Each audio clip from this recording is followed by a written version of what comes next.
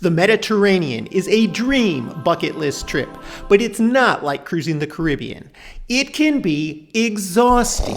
The logistics are tricky, and a couple mistakes can turn that dream into a nightmare. These are 9 mistakes I've seen Mediterranean cruisers make that could ruin your vacation. I'm Gary with Optimal Cruising, bringing you fresh cruise advice, money-saving hacks, and secret strategies the cruise lines don't advertise. Let's get started. The very first time I went on a Mediterranean cruise, I was expecting to step right off the cruise ship into Rome, into Florence. Boy, was I mistaken. Cruise lines advertise these major cities, which are huge attractions in Europe, as the destination on your itinerary. But that's not where the cruise ship can go. For example, Rome is more than an hour inland from the shore. So where the ship can dock in a port called Civitavecchia, it takes between an hour and 20 minutes and 2 hours to get into Rome where you want to see the sights, depending on whether you hire a private car, which can be quite expensive, or take the public transportation, which is really good, but it takes longer, and you'll spend almost 2 hours navigating that, which takes 4 hours out of your day just getting there and back. That's really limiting for the amount of time you have to explore these famous cities. Florence is another one that really got me because we pulled into a port in Livorno and it took me 2 hours to get to Florence. Now, I went the public transportation route. If you hire a private car or rent a car, you can get there in about an hour and a half as well, but that's still taking a big chunk out of your day. And this is the case for a lot of ports of call in the Mediterranean. So you want to plan ahead. If you're going to be taking public transportation, which is really reliable in Europe for the most part, you need to plan ahead and make sure you're getting back to that ship a couple hours before it leaves. And I hate to say that because that bites another chunk of time off of your schedule, but you can't risk missing a train leading to missing your ship. Now, you could go the safe route and hire an excursion company, the cruise ships excursions, or hire a private car to drive you to these cities and back. And that will save you some time, but I prefer to do these historical cities on my own because I like to do some of my own exploring. I don't want to be on a tour where they take me to the sites, give me 30 minutes here, 30 minutes there, back in the bus, onto another place, or going back to the ship. These cities are centuries older than anything I've ever seen in America, and it's really a sight to see. You don't just want to hit the top sites and then leave. If there is a specific site that you want to see, like the Vatican or the Colosseum in Rome, you might want to book an excursion to do that because you'll go see what you wanted to see, you'll be taken there, you'll be taken back, you won't have to worry about anything. But if you're a little more adventurous, I highly recommend, before you go on the cruise, do some planning about how you can get from point A to point B. It's fairly easy to figure out with public transportation, and you'll have a lot more flexibility in what you can do and see if you do Europe on your own. And when you're walking around these ancient cities, make sure you watch out for this next mistake. Before I ever went on a Mediterranean cruise, I did many cruises in the Caribbean, and I'm used to getting off the ship in flip-flops or sandals, and it's no problem walking around that way. This is not the case in Europe.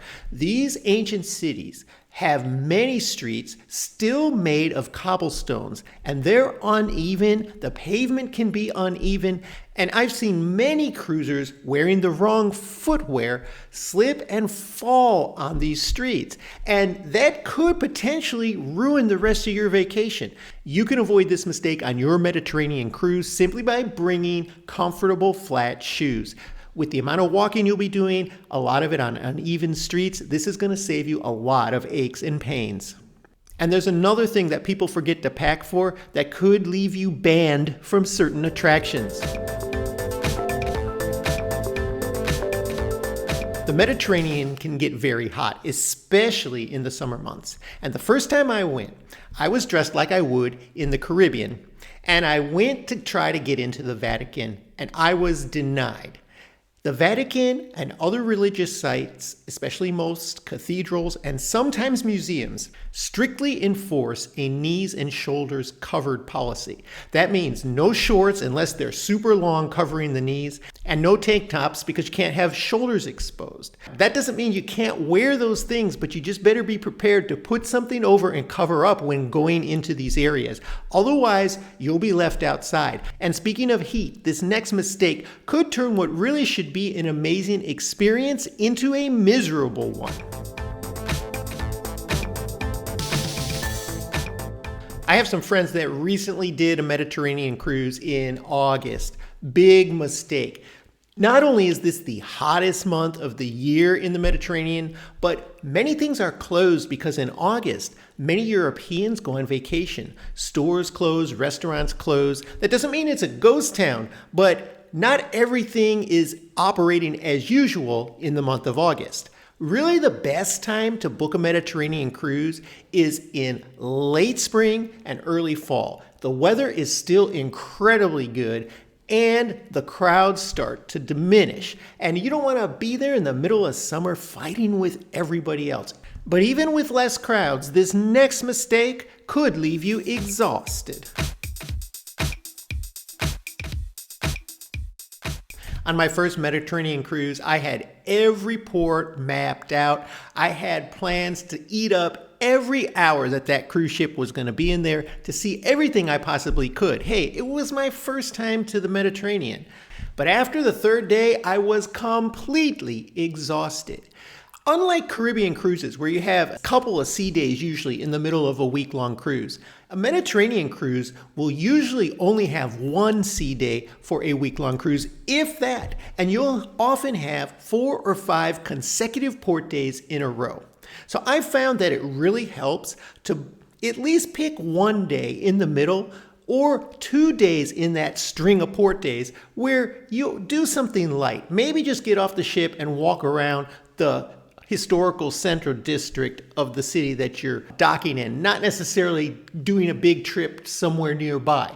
If you don't have much interest in one of the cities, or if you've been to one before, maybe stay on the ship one day while the cruise is in port. Hey, that's a great way to take advantage of the ship without all the crowds, and you'll get to relax a little bit. Because if you did what I did and plan a full day of activities in every single port of call, halfway through that cruise, you're really gonna be dragging. And walking through a foreign city tired and exhausted can lead to this next mistake that caught a personal friend of mine off guard. So a personal friend of mine was on a cruise and he was spending his port day in Florence, Italy. And unfortunately for him, he was a little exhausted from the previous day and he wasn't paying full attention to what he was doing when he went on a train and tried to buy the tickets. He wasn't sure how to use the machine and there was some overly friendly people willing to help him out.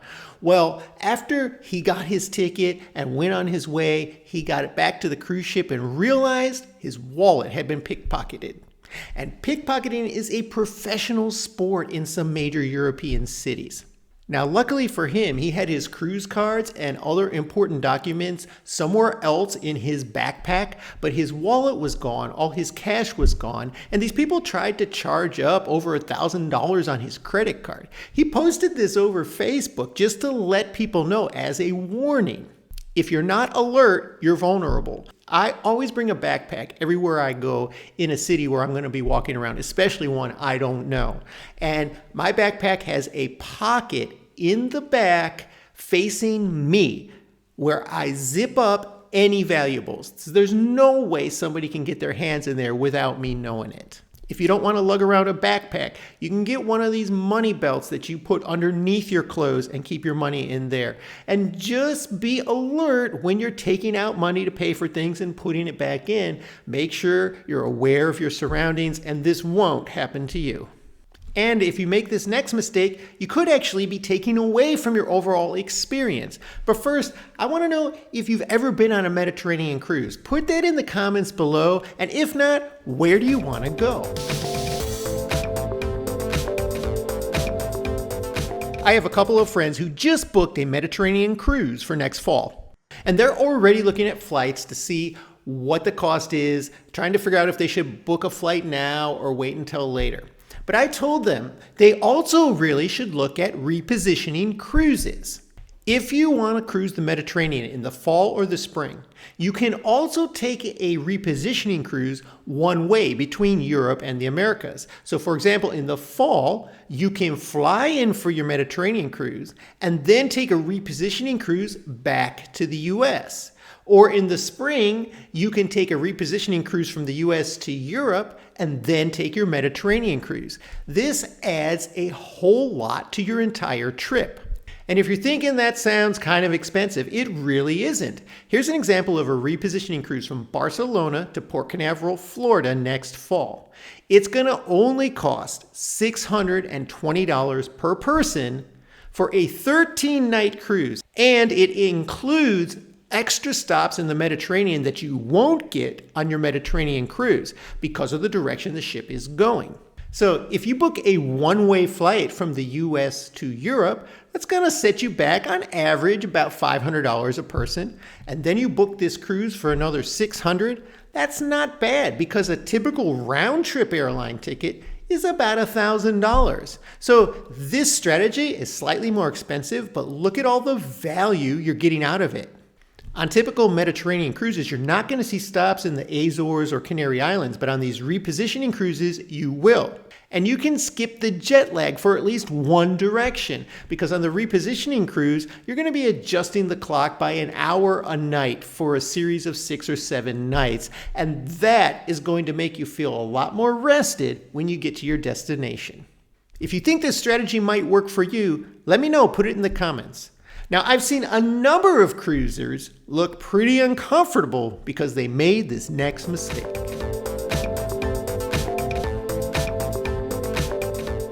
I'm an American. I like ice in my drinks. I'm used to free ice water at every restaurant and free public bathrooms everywhere. But you're not going to find that in Europe or the Mediterranean. If you want water at a restaurant in the Mediterranean, you're going to have to pay for it. It'll be from a bottle. You can get still water. You can get sparkling water, but it will come with a charge. There is no free tap water. So if you're not up for that, bring a bottle or a tumbler with your water. That is allowed. Restaurants will not turn you away if you don't pay for their water. And it can sometimes be difficult to get ice as they're not used to people having ice in their drinks, with the exception of certain cocktails. If you're really craving an ice cold drink, your best bet is go to an American chain, which they do have, like a McDonald's, and you'll get ice in your drink. And the bathrooms, same story. While there are public bathrooms, they're not free. So make sure you carry some coins with you. You're going to need some euros with you. Some of these bathrooms cost €1. If you're lucky, you'll find one that's 50 cents. But in most cases, they will even take a credit card to let you in the bathroom. And this next mistake is the biggest one I see people make over and over again. But first, if you've liked this information so far, make sure you subscribe to our channel and get all of our cruising updates.